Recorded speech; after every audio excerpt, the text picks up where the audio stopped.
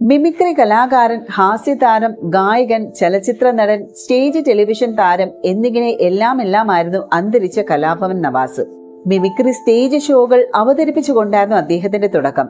കലാഭവന്റെ mimicry ട്രൂപ്പിലും അദ്ദേഹം അംഗമായിരുന്നു. പിന്നീട് സഹോദരനായ നിയാസ് ബക്കറുമായിട്ട് ചേർന്ന് കൊച്ചിൻ ആർട്സിന്റെ ബാനറിൽ ഒട്ടേറെ മിമിക്രി പരിപാടികളും അവതരിപ്പിച്ചു. അതിനുശേഷമാണ് സിനിമയിലേക്ക് കയറിയത്. സിനിമയിൽ നിരവധി കഥാപാത്രങ്ങൾ നവാസ് ചെയ്തിട്ടുണ്ട്. നവാസിനെ അപ്രതീക്ഷിതമായിട്ടുള്ള ഈ ഒരു മരണ വാർത്തയുടെ ഞെട്ടലിനാണ് അദ്ദേഹത്തിന്റെ സുഹൃത്തുക്കളും വീട്ടുകാരും. നവാസിന്റെ ജീവിതത്തിലെ ഏറ്റവും നല്ല സുഹൃത്തായിരുന്നു അദ്ദേഹത്തിന്റെ ഭാര്യയായ രഹന.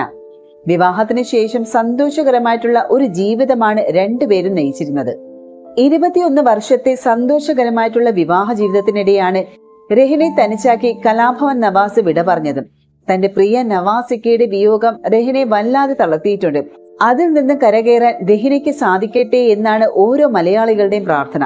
സ്റ്റേജ് ഷോകളിലും സിനിമകളിലും ഒന്നിച്ച് അഭിനയിച്ച് ഒടുവിൽ ജീവിതത്തിലും ഒന്നായവരാണ് നവാസും രഹനയും. തങ്ങളുടെ ആദ്യ കൂടിക്കാഴ്ച വഴക്ക് പറഞ്ഞായിരുന്നു എന്നാണ് മുൻപൊരിക്കൽ നവാസും രഹനയും പറഞ്ഞിരുന്നത്. പൂവിന് പകരം കിട്ടിയത് ചീത്തയായിരുന്നു എന്നായിരുന്നു നവാസ് തമാശ രൂപേണ അന്ന് പറഞ്ഞത്. പക്ഷേ വിവാഹത്തിന് ശേഷം ഒരു വാക്കുകൊണ്ട് പോലും രഹനെ നവാസ് വിഷമിപ്പിച്ചിട്ടില്ല. ആ നവാസ് ഇല്ലാതെ ഇനി രഹന എങ്ങനെ മുന്നോട്ട് ജീവിക്കും? രണ്ടുപേരുടെ ജീവിതം മനോഹരമായിരുന്നു. നവാസ് എന്നയാൾ നല്ലൊരു ഭർത്താവും ഒപ്പം തന്നെ തന്റെ 3 കുട്ടികൾക്കും നല്ലൊരു അച്ഛനുമായിരുന്നു എന്നാണ് രഹന പല ഇന്റർവ്യൂസിലും പറഞ്ഞിട്ടുണ്ട്. എപ്പോഴും സമാധാനം ഇഷ്ടപ്പെട്ടിരുന്ന ഒരു വ്യക്തിയായിരുന്നു. വീട്ടിലാണെങ്കിൽ അതുപോലെ മറ്റുള്ളവരുടെ അടുത്തായിരുന്ന പോലും അതുകൊണ്ട് തന്നെ വീട്ടിൽ എപ്പോഴും സമാധാനമായിരുന്നു. കുട്ടികളോടാണെങ്കിൽ പോലും എപ്പോഴും സമാധാനത്തോടു കൂടി മാത്രമേ സംസാരിക്കാറുള്ളൂ. ജീവിതത്തിൽ നവാസിനും രഹനയ്ക്കും കിട്ടിയ ഏറ്റവും വലിയ ഭാഗ്യം എന്താണെന്ന് ചോദിച്ചാൽ രണ്ടുപേർക്കും ഒരേ ഉത്തരമാണ്. രഹനയ്ക്ക് നവാസിന്റെ ജീവിതത്തിൽ കിട്ടിയതും നവാസിന് രഹനയെ ജീവിതത്തിൽ കിട്ടിയതും. അത്രയ്ക്ക് പരസ്പരം സ്നേഹിച്ച് മനസ്സിലാക്കിയവരാണ് രണ്ടുപേരും മുന്നോട്ട് പോയിരുന്നത്. ഭയങ്കര പോസിറ്റീവായിട്ടുള്ള ഒരു വ്യക്തിയായിരുന്നു നവാസ്. എല്ലാ കാര്യങ്ങളും കൂളായിട്ടായിരുന്നു നവാസ് ചെയ്യുന്നത്. രഹനയാണ് വീട്ടിലെ കാര്യങ്ങളും കുട്ടികളുടെ കാര്യങ്ങളും ഒക്കെ നോക്കുന്നത്. അതുകൊണ്ട് തന്നെ വീട്ടിൽ ഒരു ബഹളവും ഉണ്ടാകാറില്ല. എല്ലാ കാര്യങ്ങളും പോസിറ്റീവായിട്ട് കാണുന്ന ആളാണ് നവാസ്. വീട്ടിൽ എപ്പോഴും നവാസ് തമാശക്കാരനാണ്. രഹനയുമായി അധികം അഭിപ്രായ വ്യത്യാസങ്ങൾ ഒന്നും തന്നെ ഉണ്ടായിട്ടുമില്ല. നവാസിന്റെ ഒപ്പം താമസിച്ചിരുന്ന രഹന എപ്പോഴും സന്തോഷത്തോടെ കൂടിയേ കണ്ടിട്ടുള്ളൂ. കുട്ടികൾക്ക് എന്തെങ്കിലും വേണമെങ്കിൽ കൂടി രഹനയാണ് നവാസിന്റെ അടുത്ത് സംസാരിക്കുന്നത്. കാരണം അവർക്കറിയാം രഹന പറഞ്ഞാൽ അച്ഛൻ കേൾക്കുമെന്നുള്ളത്. അത്രയ്ക്ക് സ്വാതന്ത്ര്യമായിരുന്നു രഹനയ്ക്കും നവാസിനും ഇടയിൽ.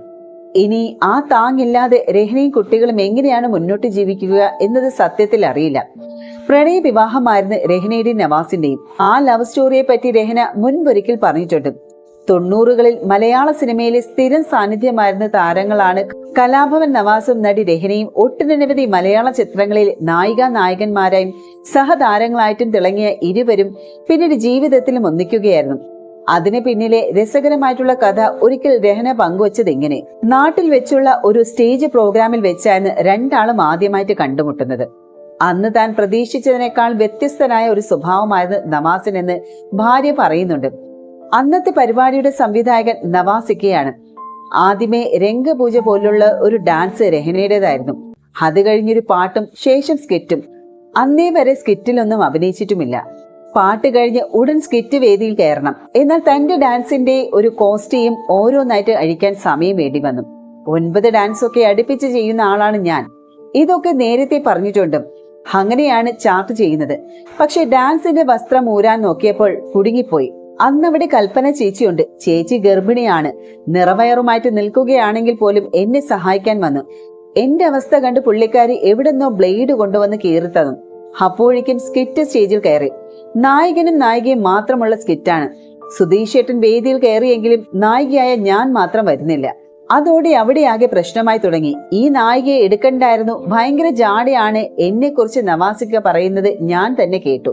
ഡ്രസ് മാത്രം ഇട്ടിട്ട് ഓടി സ്റ്റേജിലേക്ക് കയറാൻ പോവുകയാണ്. ഈ സമയത്ത് നവാസിക്ക ചീത്ത പറയുന്നുണ്ട്. തിരക്കിട്ട് ഓടുന്നത് കൊണ്ട് എന്റെ ചെവി മൊത്തവും അടഞ്ഞു. നവാസിക്കയുടെ എക്സ്പ്രഷൻ മാത്രമേ ഞാൻ കണ്ടുള്ളൂ. അതായിരുന്നു ഞങ്ങളുടെ ആദ്യത്തെ കാഴ്ചയെന്ന് രഹന പറയുന്നു. എല്ലാവരും ആദ്യം പൂവ് കൊടുക്കുമ്പോൾ ഞാൻ ചീത്തയാണ് പറഞ്ഞതെന്ന് നവാസും സൂചിപ്പിച്ചു. രഹനയുടെ കാര്യം വിവാഹത്തിലേക്ക് എത്തിയതിനെ കുറിച്ചും നവാസ് പറഞ്ഞതിങ്ങനെ: അന്ന് അവിടെ നിന്ന് കണ്ട് രണ്ടാളും പിരിഞ്ഞു. പിന്നീട് രഹനയ്ക്കൊപ്പം സിനിമകൾ ഞാൻ ചെയ്തിട്ടുണ്ട്. ഇതിനിടെ വീട്ടിൽ എനിക്ക് വിവാഹാലോചനകൾ നടക്കുന്നുണ്ട്. നോക്കിയപ്പോൾ ഇരു കുടുംബങ്ങളും കലാകുടുംബമാണ്. അങ്ങനെ വീട്ടിൽ സംസാരിച്ചു. ശേഷം 3 വർഷം കഴിഞ്ഞാണ് വിവാഹം നടക്കുന്നത്.